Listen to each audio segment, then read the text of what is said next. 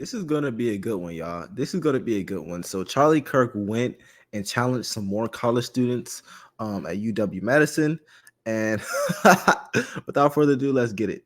How are you? I'm good. How about you? So you're notoriously anti-Civil Rights Act. Well, I explained that earlier. There's parts of it that were good. Okay. I want to know what your idea for like not only Black liberation, but like liberation for any type of minority that was protected through the Civil Rights Act. Like what your idea for that would be if it wasn't there.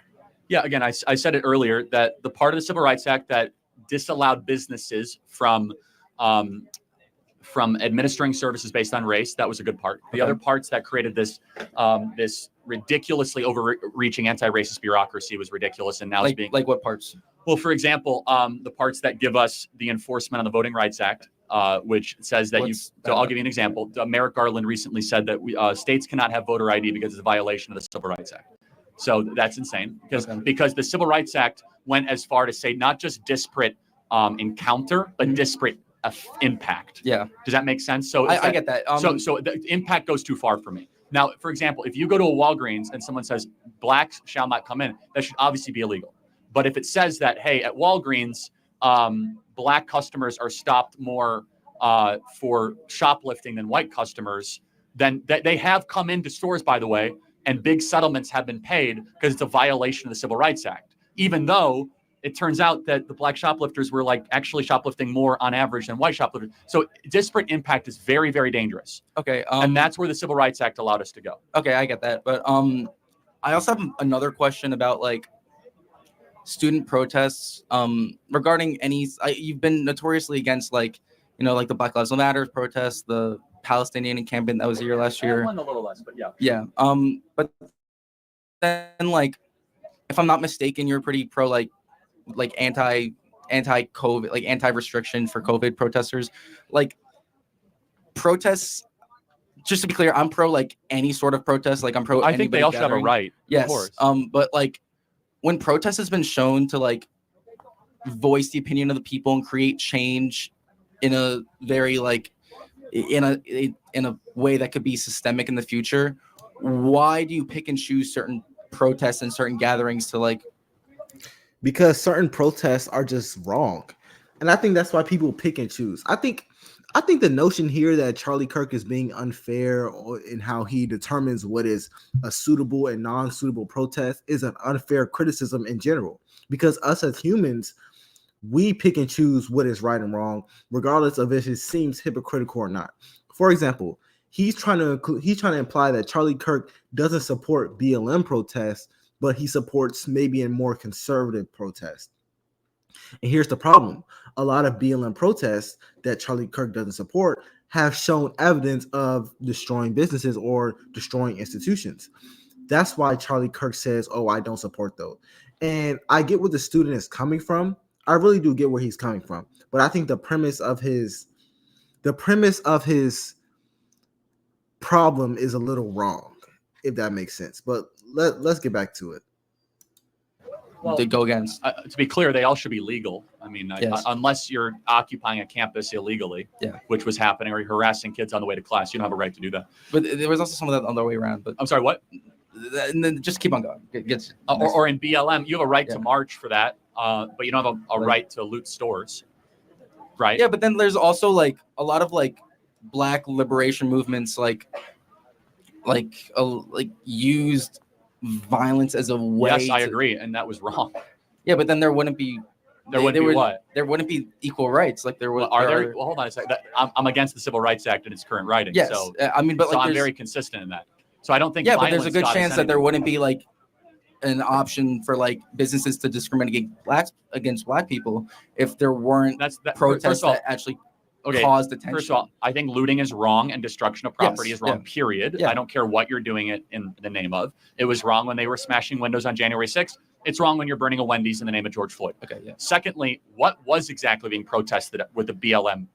Like the death of George Floyd? I mean, no, it's just police brutality and defunding. I mean, he doesn't know what was being protested. He doesn't know what was being protested. And that's just the truth. He doesn't really have a real idea of what the problem was with the BLM. he just assumes that the protests were right. And the reason I think he assumes that is because he said it. He said that he supports all protests. He implied that sometimes there has to be some sort of dangerous protesting, or I'm not going to say dangerous necessarily, violent protesting, whether you're physically violent to other humans or you're violent to their property.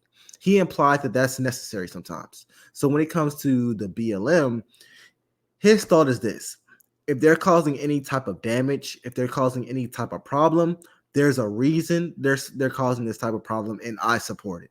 That's what this student wants to say, but he's not going to say it.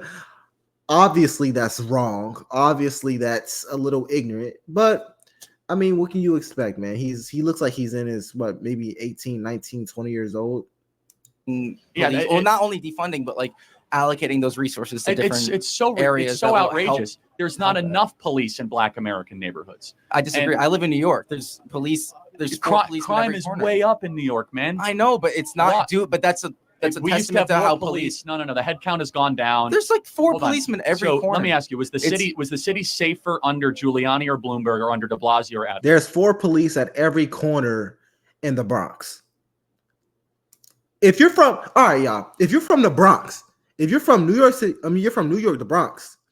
Answer this, because I genuinely want to know. I don't believe it. I'm gonna tell you now. I do not believe it. There's 4 police at every corner. If you go to any black hood in America, there are not 4 police at every corner. There's not 1 police at every corner. I would bet you this: if you can find a police car just driving through the hood, the real hood of a black hood, I'll give you $2.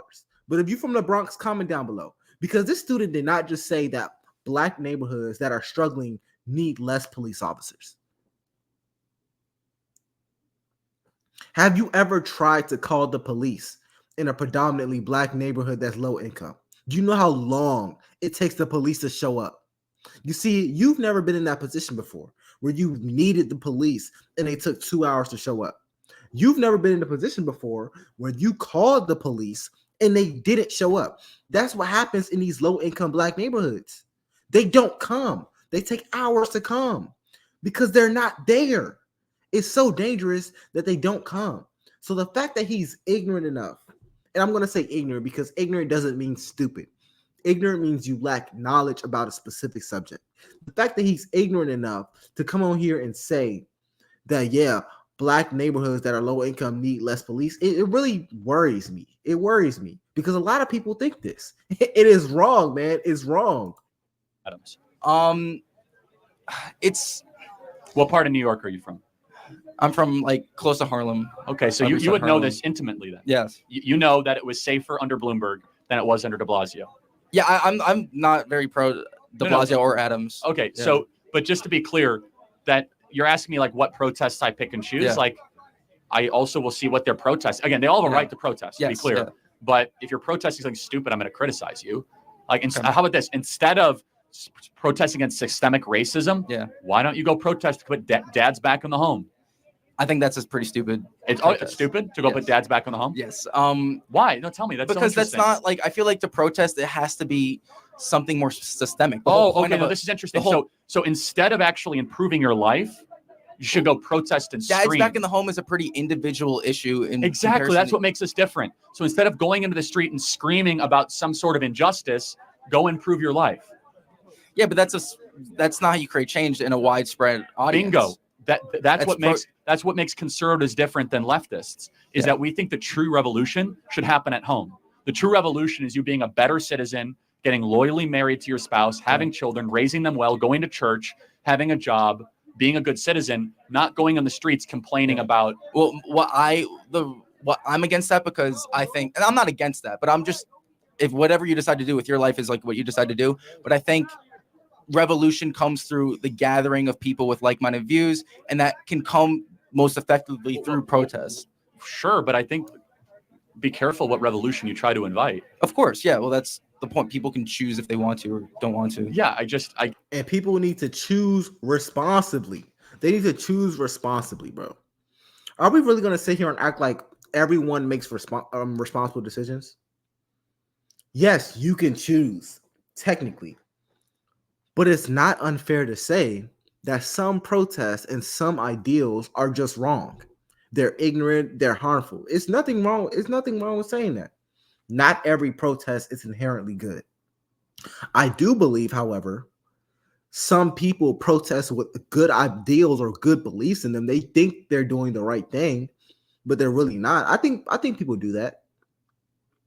But not every protest in general means that people are really trying their hardest, bro. It's just not happening, bro.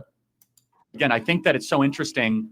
Instead of trying to like create this massive revolutionary change, use that energy to look yourself in the mirror and saying, I have a lot of problems and I'm going to fix those. But that only fix affects society's you. problem. But that only affects you. Exactly, because that's what you can control. What we have turned into is a country that worries far more about other people's problems than their own problems. Yeah, but what if there are a lot of societal issues? Like, what are we supposed to just like not care about? No, them? of course you Like, should care about them, but these are where has the emphasis been on stop doing certain behaviors that are obviously bad for you and therefore bad for society? Yeah. Okay. Right? That makes sense. Yeah. Thank you. Appreciate it. I'm voting for Kamala because of the child. Okay, I'm gonna end the video there because I just wanted to cover that student. If you want to see this next student, comment down below. Wow, it's LFR Jojo, and I'll see you guys in the next one. Peace.